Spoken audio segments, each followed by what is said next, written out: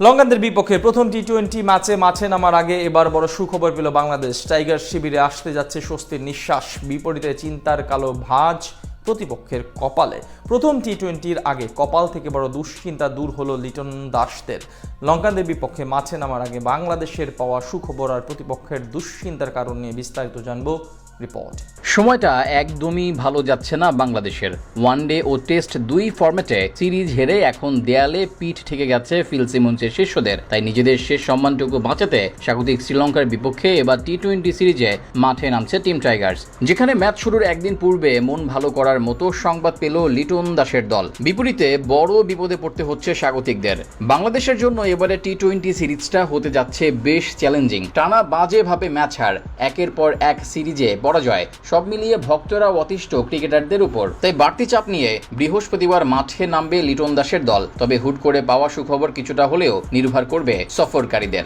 মাত্র একদিন আগে শ্রীলঙ্কার বিপক্ষে তৃতীয় ওয়ানডে খেলেছে বাংলাদেশ। সেই ম্যাচে ব্যাটিংয়ের সময় পায়ে চোট পান প্রতিপক্ষের অন্যতম সেরা অলরাউন্ডার ও সংক্ষিপ্ত ফরম্যাটের নিয়মিত অধিনায়ক ওয়ানেন্দু হাসারাঙ্গা। মাঠে খুঁড়িয়ে ব্যাট করেছিলেন তিনি। বোলিং করার সময়ও অস্বস্তি বোধ ফুটে উঠেছিল তার মুখে। তখন খেলা চালিয়ে গেলেও এবার টি-20 সিরিজ শুরুর একদিন আগে লম্বা সময়ের জন্য দল থেকে ছিটকে গেলেন 27 বছর বয়সী এই লেগ স্পিনার। হ্যামস্ট্রিং এর চোট নিয়ে তিনি এখন কলম্বো ফিরে যাবেন এবং শ্রীলঙ্কা ক্রিকেটের হাই পারফরম্যান্স সেন্টারে পুনর্বাসন প্রক্রিয়ায় অংশ নেবেন।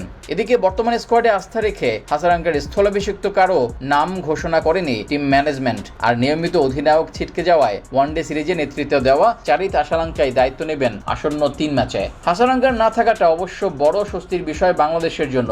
লেগ স্পিনারদের বিপক্ষে বরাবরই দুর্বল টাইগাররা। বিপরীতে হাসারাঙ্গা সবসময় জ্বলে ওঠেন লিটনদের বিপক্ষে, যার প্রমাণ সদ্য শেষ হওয়া ওয়ানডে সিরিজ, যেখানে মাত্র 3 ম্যাচে শিকার করেছেন 9 উইকেট। প্রথম ম্যাচে একাই ধসে দিয়েছিলেন বাংলাদেশের ব্যাটিং ইউনিট। এছাড়া বাংলাদেশের বিপক্ষে এখন পর্যন্ত 4 ম্যাচ খেলে 6 উইকেট নেওয়ার কীর্তি আছে তার নামের পাশে। তার চেয়ে বড় কথা, শেষ 8 ম্যাচে তিনি শিকার করেছেন 17 উইকেট, বোলিং গড় 14 এর নিচে। তাছাড়া পাল্লিকেলি স্টেডিয়ামে বরাবরই সফল এই ডানহাতি অলরাউন্ডার। হাসারাঙ্গার আরেকটি ইতিবাচক দিক হলো ব্যাটিং সামর্থ্য।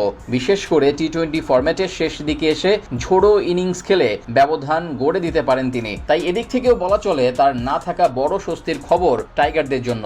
তবে দিন শেষে মাঠের ক্রিকেটে নিজেদের সেরাটা দিলেই ভালো ফলাফল আনা সম্ভব। এদিকে নিয়মিত অধিনায়ক হাসারাঙ্গা ছিটকে যাওয়ায় কিছুটা দুশ্চিন্তায় আছে শ্রীলঙ্কা।